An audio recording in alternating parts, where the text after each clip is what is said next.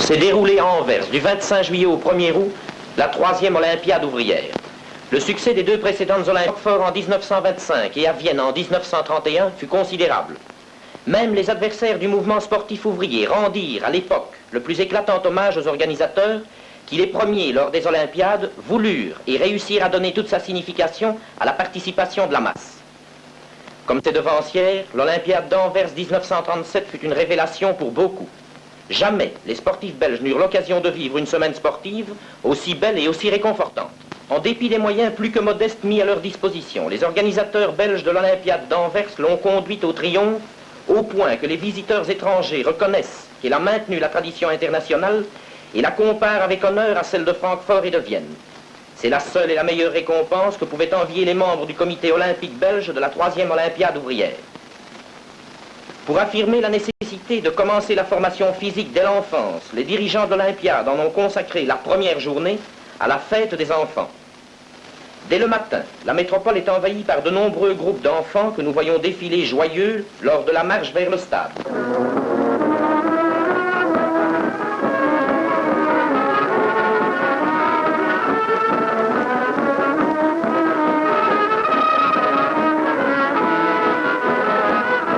Pendant que l'administration communale d'Anvers reçoit officiellement les représentants du comité belge de l'Olympiade et du bureau de l'Internationale sportive ouvrière socialiste. L'après-midi du dimanche 25 juillet, les enfants se retrouvent au stade. Henri Muller, vice-président de l'ISOS, adresse le salut de celle-ci aux enfants du monde. Et voici les exercices imposés internationaux. Les fillettes au travail.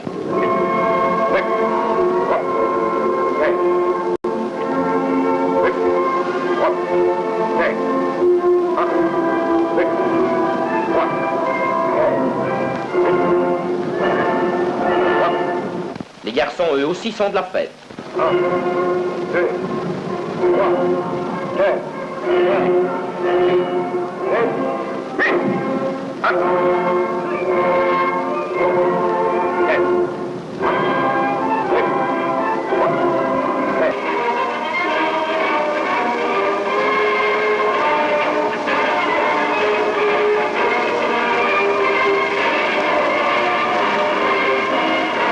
la ronde très réussie de la jeunesse ouvrière.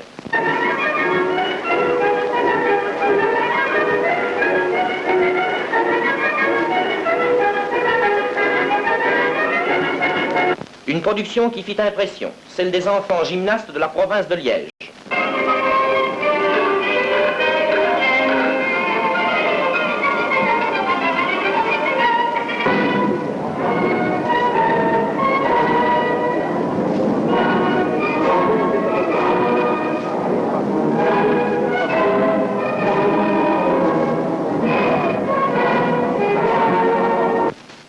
Mais si les enfants promettent une moisson abondante, nous devons les quitter pour assister dès le jeudi 29 juillet aux exploits de leurs aînés. Admirez l'aspect impressionnant de la cérémonie de la présentation des nations. Et voici rappelées les multiples compétitions au cours desquelles, sur un rythme express, les athlètes ouvriers fournirent des prestations splendides. Les épreuves disputées avec âpreté firent ressortir le bel esprit de fair play qui anima tous les participants. Une phase du match de football Suisse-Finlande gagnée par la Suisse par 3-2 après extra-time.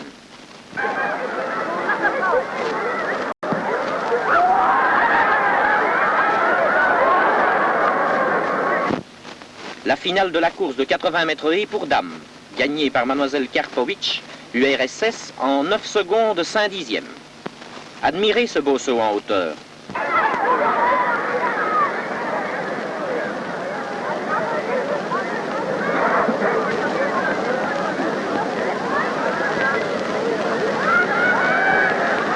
Une épreuve très disputée, les 400 mètres haies.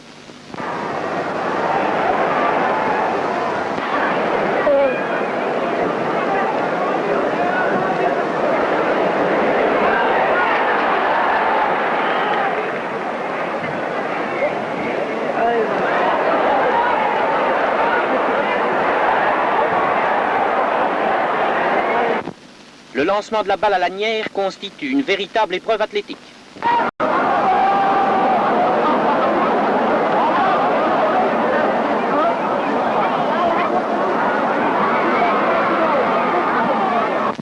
la force et la souplesse réunies dans ce splendide saut à la perche.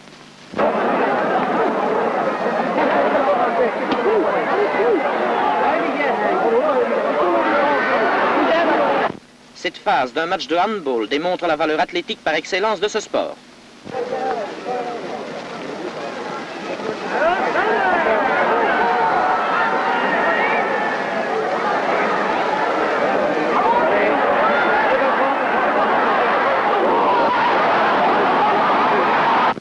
Un beau lanceur de poids.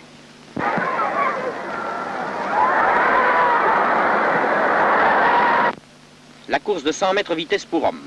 Nos sprinters fournissent un bel effort. Le match de football URSS-Danemark, 8-0, qui permit à l'équipe soviétique de donner toute la mesure de sa science.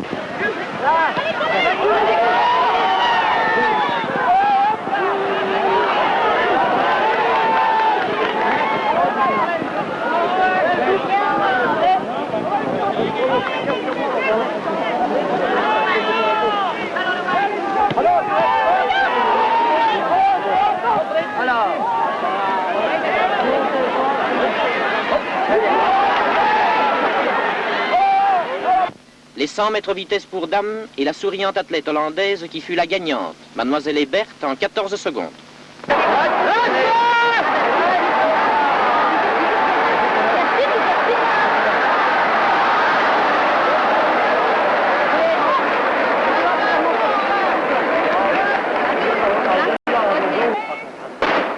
Une belle finale dans les 400 mètres pour hommes et dont la victoire fut très disputée. Monsieur Odegaard Sver, norvégien, en 51 secondes, 3 dixièmes.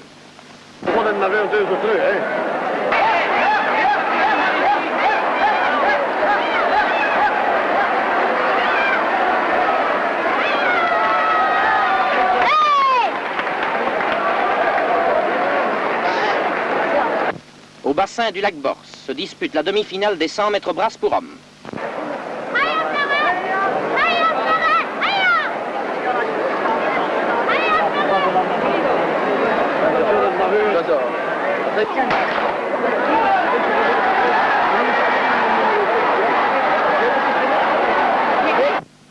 Les nageuses ne sont pas moins vaillantes. La finale des 200 mètres brasse est enlevée de main de maître par la camarade Palm de Norvège en 3 minutes 17 secondes.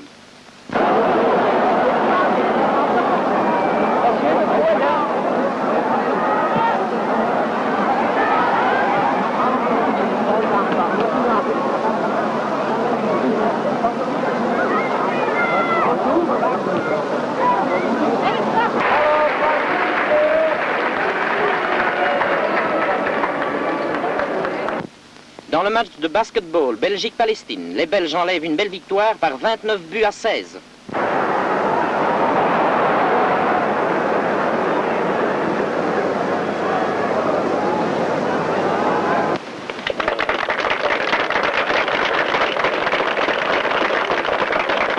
Un passage de la belle course des 10 000 mètres plats qui souleva un intérêt soutenu.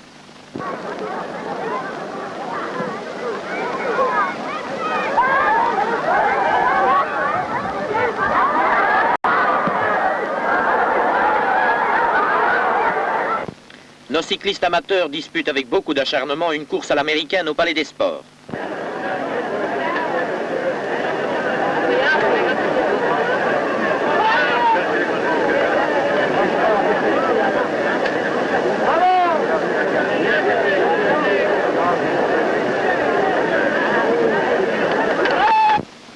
Les coureurs de semi-marathon ont parcouru la distance de 25 km de Nîmes à Deurne et arrivent dans un état de fraîcheur remarquable. La pesée des lutteurs s'effectue avec précision. La lutte est d'ailleurs chaude et les arbitres eurent fort à faire.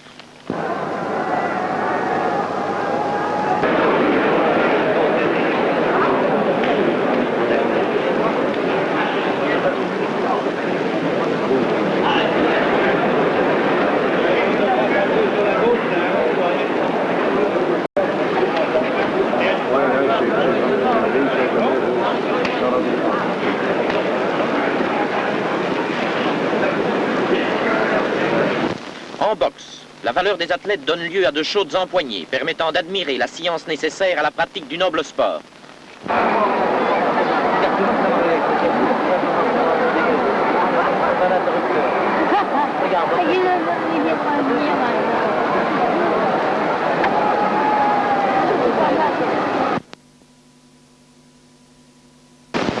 Les plongeons montés par le nombreux public au bassin de natation.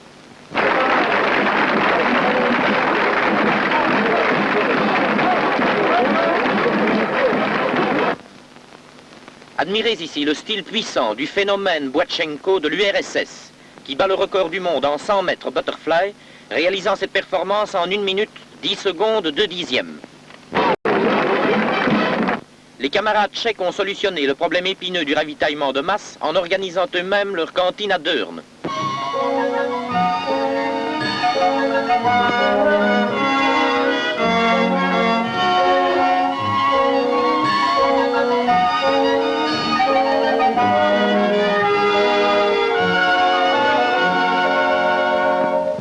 Loin de poursuivre l'établissement de records, nos amis tchèques s'adonnent au cyclisme artistique.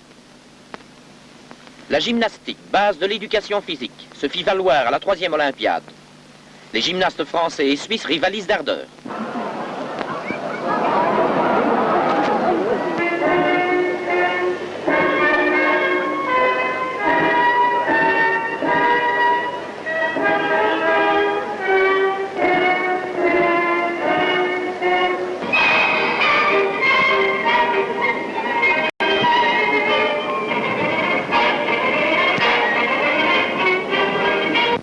Les footballeurs de Norvège et de Tchécoslovaquie se mesurent pour la désignation du finaliste. Les nordistes l'emportent par 3-1.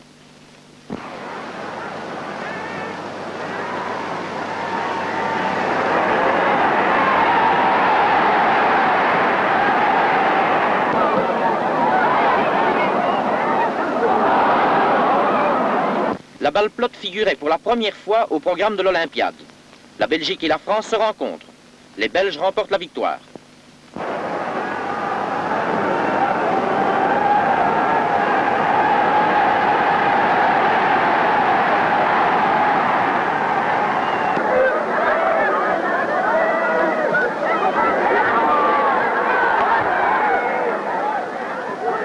Autour du parc communal d'Anvers, près de 60 coureurs sélectionnés disputent la course sur route de 150 km et celle-ci fut gagnée par le Belge Defay en 4 heures, 16 minutes, 13 secondes.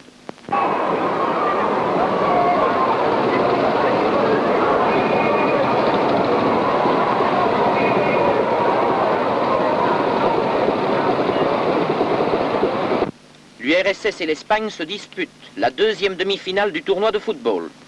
Après une résistance acharnée des Espagnols, les Soviets gagnent par 2-1.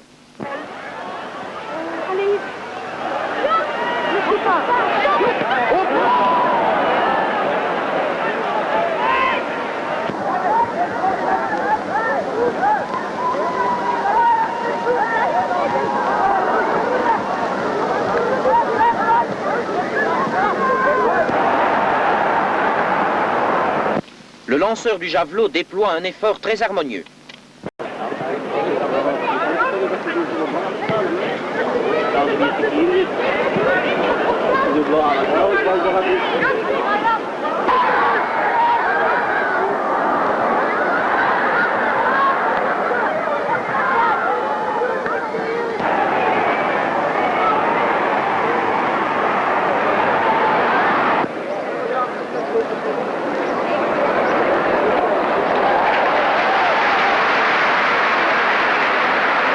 En water-polo, les équipes belges et françaises arrivent en finale.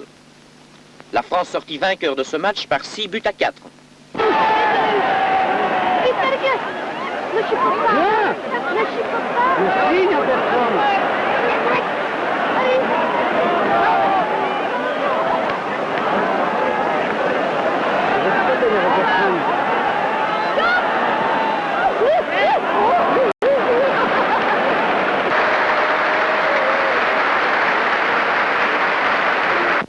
La finale du tournoi de football met aux prises l'URSS et la Norvège et est suivie avec intérêt par plus de 50 000 spectateurs. C'est l'URSS qui gagne par 2-0.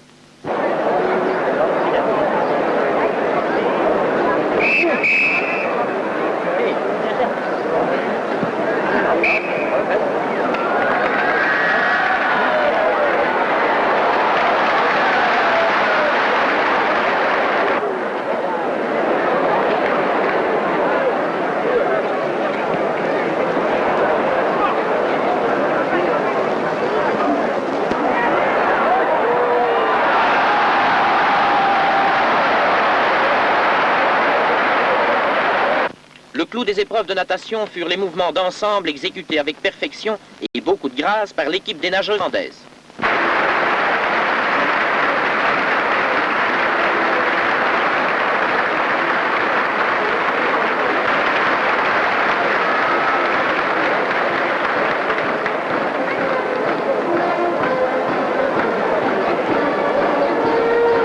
L'organisation du service médical sportif par les soins de Cersano fut très remarquée à la 3e Olympiade.